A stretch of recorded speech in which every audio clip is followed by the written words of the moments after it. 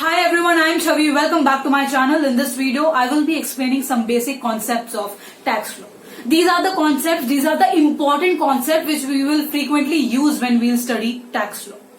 And yes, before proceeding with this video, I would suggest you to please go through the description of this video. I have put a disclaimer there. So now let's begin.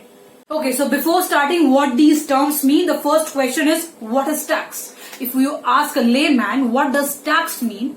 He would say, tax is basically what a salaried person pays to the government. Tax is deducted from the salary of an individual.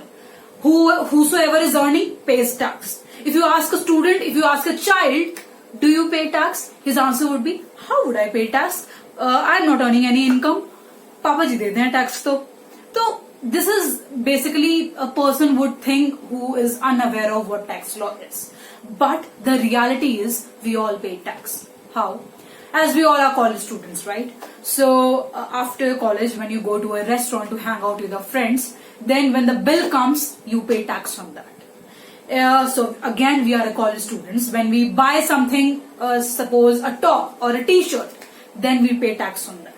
So the answer is, so the basic crux of that is that we all pay tax. The only difference is a salaried individual pays the tax directly, but we all pays tax indirectly. So that is a different matter altogether. We'll deal with that later, that what are the different types of that tax that is indirect and direct. But in this video, we'll deal with this. Let's start with the constitutional provision. Constitutional background basically. Now why this constitutional background is important? Why? Because when the question comes, if somebody asks you the question that why there's a need to pay tax to the government, why we pay tax to the government, so think about it. What does government do? Government provides us public services. Government runs the country. So when you are traveling by road, you are traveling on road, so those roads are provided by the government. So to maintain all those things, to construct something, so government needs money. So one of those sources of money is our tax system. So that is why we give tax to the government. Now आपके दिमाग में सवाल आ रहा होगा, अच्छा public services provide करने के लिए हम टैक्स पे करते हैं, तो क्या अगर इंडिविजुअल कैपेसिटी पे, अगर मैं as a private citizen, private person, अगर मैं पब्लिक सर्विसेज प्रोवाइड करूं, तो क्या मैं टैक्स ले सकती हूं लोगों से? What is the answer? So the answer is no. That is why a constitutional provision है हमारा, that is Article 265 of the Constitution, which says that no taxes shall be levied or collected except by the authority of law.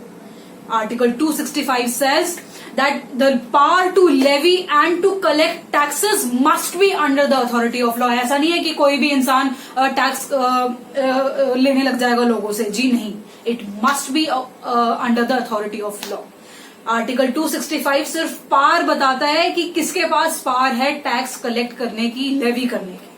Now when we talk about article 246, article 246 talks about 3 list in the 7th schedule, that is central list, state list and concurrent list. So Article 246 tells us about that what are the taxes which would be collected by the central government, taxes which would be conducted by the state governments and all that. So this was all about constitutional provision. Next is, what does the word term previous year mean? Previous year क्या होता है? See, previous year, that year in which income is earned.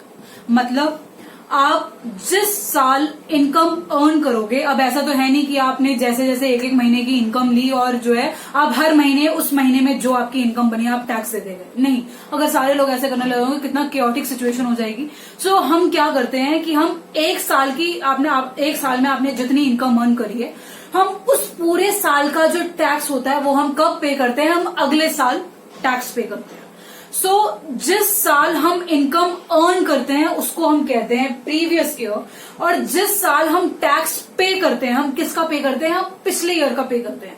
तो जिस साल हम tax पे करते हैं उसको हम कहते हैं असेसमेंट ईयर. अब बात आती है next question which must be coming in your mind is कि हम कब से कब तक ये जो प्रीवियस ईयर स्टार्ट होता है, कब से कब तक खत्म होता है? क्या ये 1 जनवरी से स्टार्ट होता है? The answer is no.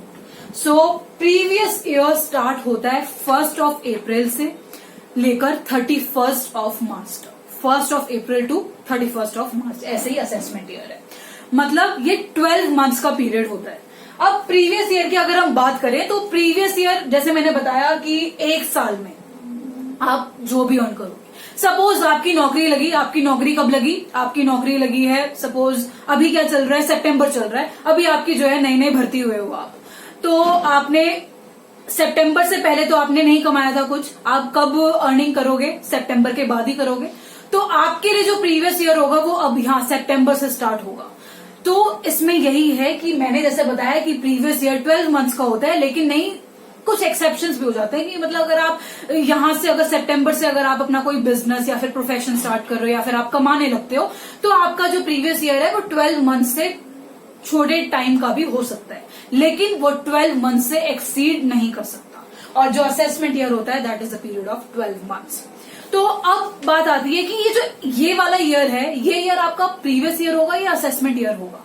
So the answer is कि आप यहां पर इस साल जो इनकम पे करोगे, जो आप टैक्स पे करोगे इस साल, उस रिस्पेक्ट में तो आपका ये वाला साल हो गया असेसमेंट ईयर। वाई? बिकॉज आप टैक्स पे करोगे पिछले साल का, सपोज अभी क्या चल रहा है 2020 चल रहा है, तो आप टैक्स पे करोगे 2019 का। तो इस सिचुएशन में ये 2020 असेसमेंट ईयर है और जो पिछला प्रीवियस ईयर है दैट इज 2019। अब आप इस ईयर में भी इनकम अर्न करोगे तो उस जो केस में जो ये वाला ईयर है ये आपका प्रीवियस ईयर माना जाएगा और आप इस साल की इनकम की जो टैक्स है जो आप अगले साल में पे करोगे that would be assessment year. मतलब इस साल का जो असेसमेंट ईयर है वो होगा 2021। सो ये तो था प्रीवियस ईयर का कंसेप्ट जो कि डिफाइंड है सेक्शन 3 ऑफ इनकम टैक्स में, और असेसमेंट ईयर जो डिफाइंड है section 2 clause 9 of income tax में। नती है पर्सन की। पर्सन वैसे तो आप देख रहे होगे पर्सन तो मतलब लिविंग पर्सन ही होता होगा, नॉर्मल लैंग्वेज में तो हम उसी को ही कहते हैं, वो पर्सन ये पर्सन। लेकिन जब हम टैक्स लॉ की बात करते हैं तो पर्सन इज डिफरेंट। तो पर्सन की जो डेफिनेशन है वो बहुत ही एनलार्ज्ड है, बड़ी है काफी। सो पर्सन में ये सारे लोग जो है इंक्लूड होते हैं, ये सारी चीजें इंक्लूड होती हैं जो कि section 2 clause 31 of income tax में डिफाइंड है। पहली बात तो ये है individual male female and others जो भी हैं वो पर्सन में आते हैं, जो हम नॉर्मल भाषा में हम इंडिविजुअल्स को ही पर्सन समझते हैं। लेकिन सेकेंड चीज है कि हिंदू अनडिवाइडेड फैमिली जो है वो भी पर्सन की डेफिनेशन के अंदर आती है। हिंदू अनडिवाइडेड फैमिली HUF जिसको हम बोलते हैं, हिंदू अनडिवाइडेड फैमिली के ऊपर मैंने बहुत ज्यादा वीडियोस बनाई हुई है जिसमें मैंने एक्सप्लेन करा हुआ है कि what is Hindu undivided family. जैसे every Hindu family is presumed to be a Hindu joint family, और हिंदू अनडिवाइडेड फैमिली में कौन होते हैं, there is a common ancestor, फिर उनके लीनियल मेल डिसेंडेंट्स होते हैं, उनकी वाइफ, उनकी डॉटर्स, उन unmarried daughters and then brothers. मैंने अनमैरिड डॉटर्स क्यों बोला, बिकॉज जैसे मैंने यहाँ पे बताया कि वाइफ जो है वो अनडिवाइडेड फैमिली की मेंबर होती है। तो ऐसे ही जब डॉटर्स जब उनकी शादी हो जाती है तो वो जो उनकी न्यूली मैरिड जो फैमिली होगी वो उनकी हिंदू अनडिवाइडेड फैमिली बन जाएगी। Now next is company.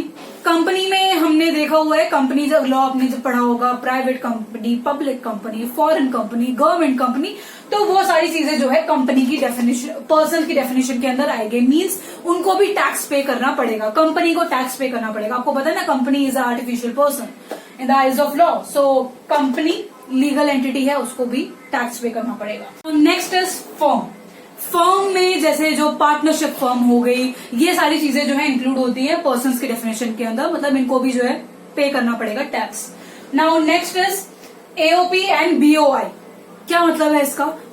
जो फुल फॉर्म है AOP की, AOP means association of persons, and BOI की जब हम बात करें तो BOI means body of individual. Association of person की अगर हम बात करें तो एसोसिएशन ऑफ पर्संस वो पर्संस होते हैं जो कि आप एक साथ आते हैं, वॉलंटरी एक्ट होता है ये, और एक साथ आते हैं, वो उनका पर्पस क्या होता है, बिजनेस चलाना, प्रॉफिट मैक्सिमाइजेशन का उनका जो है वो होता है, that is association of person. अब एसोसिएशन ऑफ पर्संस की बात आ गई तो पर्संस दोबारा यहाँ पे कि दोनों इंडिविजुअल जो नेचुरल पर्सन है वो भी इंक्लूड होंगे, और जो नॉन नेचुरल पर्सन है जैसे कंपनी हो गई, फर्म हो गई, पार्टनरशिप फर्म होगी, वो चीजें भी इंक्लूड होगी, that is association of person.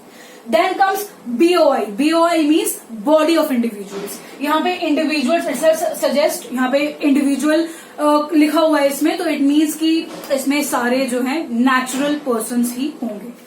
अब बात आती है लोकल अथॉरिटी की। लोकल अथॉरिटी मीन्स जैसे ग्राम पंचायत हो गई, MCD हो गई, ये सारी लोकल अथॉरिटी के अंदर आएगी। अब नेक्स्ट चीज आती है आर्टिफिशियल जुरिडिकल पर्सन। अब आर्टिफिशियल जुरिडिकल पर्सन क्या होते हैं, जैसे टेम्पल्स हो गए, मॉस्क हो गए, स्कूल्स, यूनिवर्सिटीज, ये सारी चीजें भी तो पैसे कमाती है ना, तो ये सारे भी टैक्स पे करेंगे और पर्सन की डेफिनेशन के अंदर आएंगे। एक तरीके से हर एक इंसान जो है वो टैक्स लॉ की जो बाउंड्री है उसके अंदर इंक्लूड होता है और सबको जो है टैक्स पे करना पड़ता है। So this is the definition of person who will pay tax. So that's all of today's video. I hope this concept is clear. All these concepts are clear which I have discussed before. So thank you so much. Bye bye.